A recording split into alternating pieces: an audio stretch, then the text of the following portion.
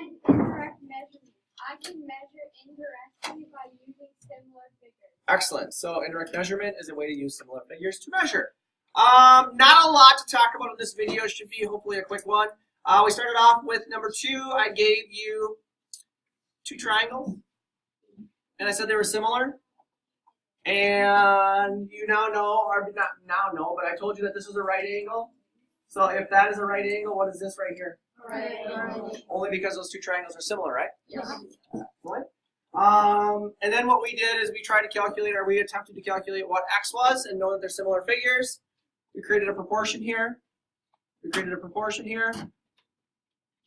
This side over this side is going to be equal to this side over this side. So 3 over 4 is equal to 9 over x. We use our bubbles, which also look like arrows, right? Yeah. And we calculated our missing side. And then I asked you what was the scale factor, and you guys told me the scale factor was 3, because to go from this similar side to that similar side, we multiply by 3.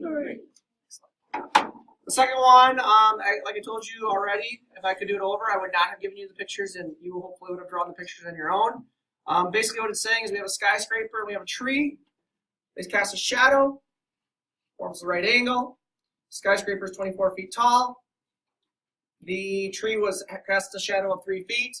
And then I asked you in the problem to find how tall the tree was. I also told you that the shadow of the tree, or the shadow of the building is 2 and 2/3?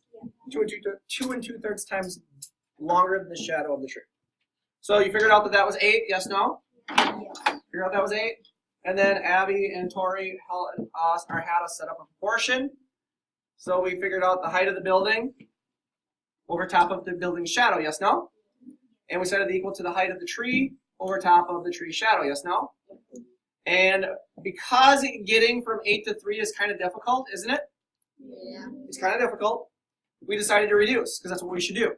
And 24 over 8 reduce, don't they? To 3 over 1. And that became much easier with our bubbles or our arrows. We multiplied both sides by 3. And we figured out that the height of the tree was 9 feet. We also determined that the scale factor was 375 thousandths. So I'm going to go back up to my picture.